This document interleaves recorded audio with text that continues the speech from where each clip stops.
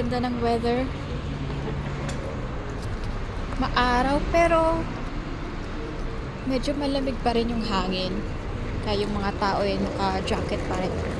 So yung pagja-joggingan ko, kung magbabasa ko, siguro mga nasa ano siya, 2 to 5 minutes.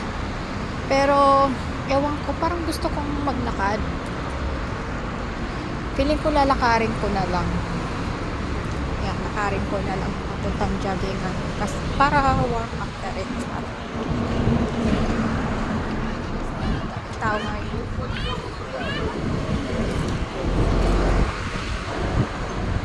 Actually, pwede na mag-t-shirt eh. Kaso, yung hangin, pag nahangin, malamig pa rin siya. Saka pag gabi at madaling araw, malamig. So, lalakarin ko na nga lang papuntang joggingan.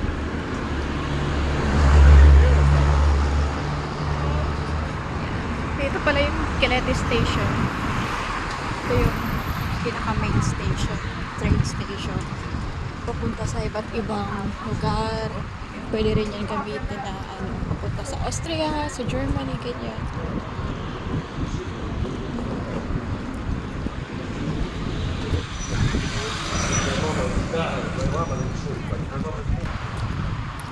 So dahil naisipan nating maglakad, i-check natin yung sidewalk dito sa Budapest. Kasi may mga nakikita akong mga video na alam mo yun, check yung sidewalk. So tingnan naman natin yung sidewalk dito sa may Budapest, dito sa Europe. Ayan, sidewalk. Dito, napansin ko, pag sidewalk talaga siya. Bawal mo siyang lagyan ng mga stall, yung mga nagtitinda. So yung mga tindahan, andyan siya. Sa loob siya ng mga building. Usually yung mga tindahan dito sa pinakababa, tapos yung mga taas niyan, mga kwarto, mga apartment. Tsaka hindi mo talaga siya pwedeng harangan kasi para talaga siya sa mga tao. Lakaran siya ng mga tao. May nakaalam talagang space para malakaran siya. Ngayon, yung ibang mga sidewalk, pag sobrang liit na ng kalsada, pinapaparkingan nila, pero sinisigurado pa rin nila na may madadaanan. Tsaka, pinapansin ko rin dito, yung mga corner, or kapag tatawid, gaya nito, tingnan. Ayan. May ramp siya. Ayan. Kasi, para yan sa mga naka-wheelchair, PWD friendly pa. Ayan na, diba? Naka-slab siya.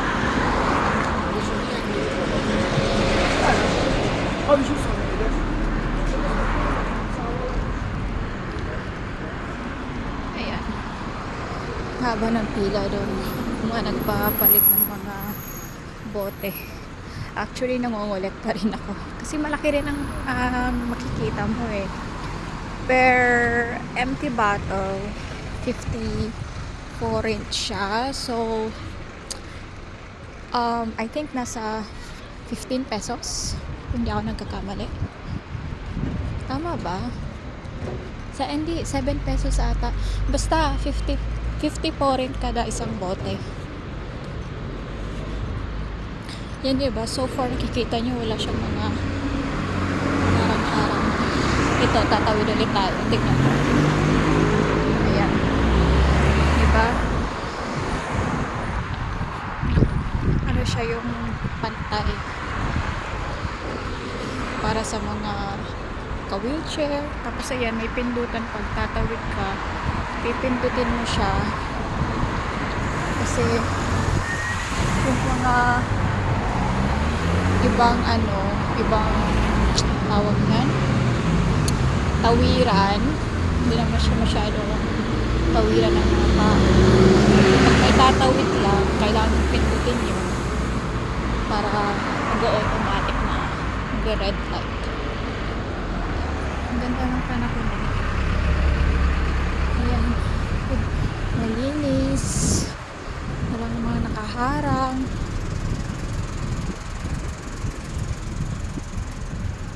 Ang daming mga naka-Tesla dito Medyo malayo-layo rin yung lalakarin ko actually. Pero hindi naman siya malayo. I mean, napalayo lang dahil syempre daanan daming mga lipo-lipo.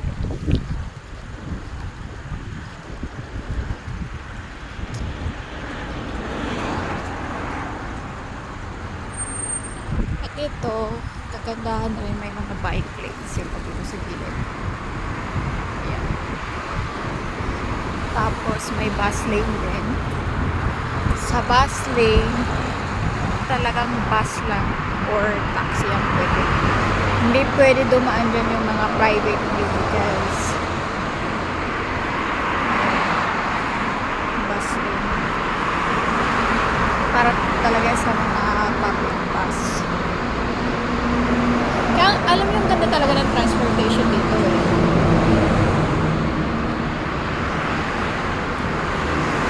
Kaya yung pagpapasok ka ng trabaho, kahit malayo ka, halimbawa, pasok ang trabaho mo, kumari lang trabaho mo sa Pasay, tapos nakatira ka sa QC, parang ganun na distansya, diba?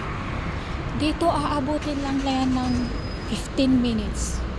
Kasi ang ganda ng transportation nila. Alam niyo kung bakit? Kasi yung daanan nila hindi lang iisa marami kang options ng mga sasakyan mo, transportation. Hindi kagaya sa atin sa Pilipinas, di ba, yung EDSA, yun lang talaga yung dadaanan, wala ka ng options. Kumbaga siguro meron din, pero alam mo yun, komplikado, tsaka natatagalan ka. Aabutin ka ng 1 oras, 2 oras na biyahe. Danas ko yan kasi dati nagtatrabaho ako sa may Pasay, sa may MOA. Call center ako dyan, tapos nauwi ako ng Makati. Alam nyo, kapag nauwi ako, syempre, galing trabaho, puyat, pagod, nakakatulog na lang ako sa bus. 1 oras na pagising ko, hindi nagalaw. Alam mo, dyan sa may sa may MRT TAF, laging nandyan ang traffic. Laging ang bagal ang traffic dyan. Kaya nakakaurat. Stress ka na, pupunta pa lang ng trabaho. Tapos stress ka pa pauwi, tulog mo, kakarampot na lang. Dito napaka-convenient, ang bilis. Kasi marami kang masasakyan. Halimbawa, papunta ka sa isang lugar, pwede kang mag-bus, pwede kang mag-tram, pwede kang mag-subway, dami mong options. Tsaka hindi lang naka-focus sa isang daanan, maraming ways, kaya walang masyadong traffic dito. Alam nyo nga, yung mga may sasakyan dito, ginagawa nila, iniiwan nila yung sasakyan nila sa may sabi parang boundary ng city tsaka ng province, kasi mas mura yung parkingan. Mahal kasi ang parking fee dito. Tapos pagdating sa may city dito sa may Budapest, gaano na lang sila nagpa-public transport, kasi nga mas convenient kaysa mag-private na sasakyan ka. Ayan, so far, diba, ang ganda ng nila, ng sidewalk, walang mga nakaharang-harang, tapos may mga designated talagang mga bus stops, hindi ka pwedeng para lang. Tsaka yung mga public transport nila on time, nakalagay na 7:10 yung dating. Before 7:10 dapat nandiyan ka na, kasi ihihinto lang yung saglit, tapos aalis na agad. So, mag-aantay ka na ng mga bagong bus. Pero, mabilis naman ang pag-aantay siguro. Pag weekdays, pag may pasok, 2 to 5 minutes kanya. Mabilis lang. Jogging din to. Dito na ako tatawid.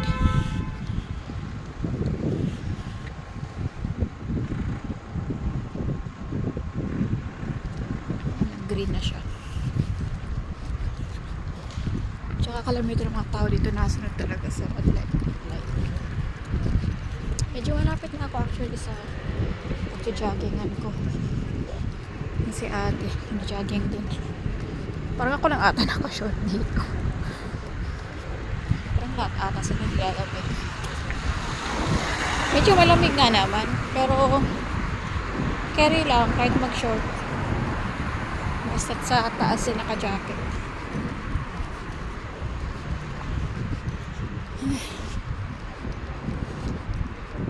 Yan yung mga basura nakalabas kasi may schedule ng pag-pick up ng basura. Tapos may mga ano yan, color coding.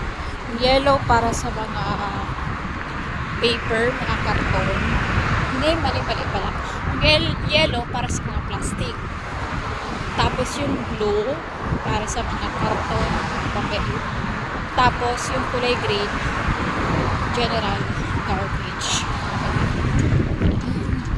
Ang hangin, ang lamig actually.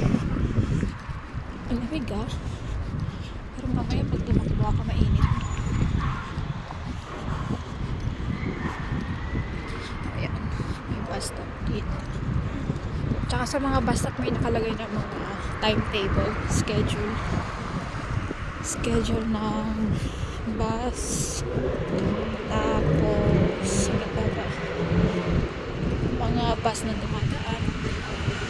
Napaka-friendly talaga kahit turista ka. Madali lang. Tapos pwede kang mag-check sa Google Maps. May destination ka. Pag dito, Google Map lang. Ayan. Actually, part na ito ng pagkakaya ko. Hangin. Diyos ko. Naririnig niyo ba ako? Hangin. Lamig.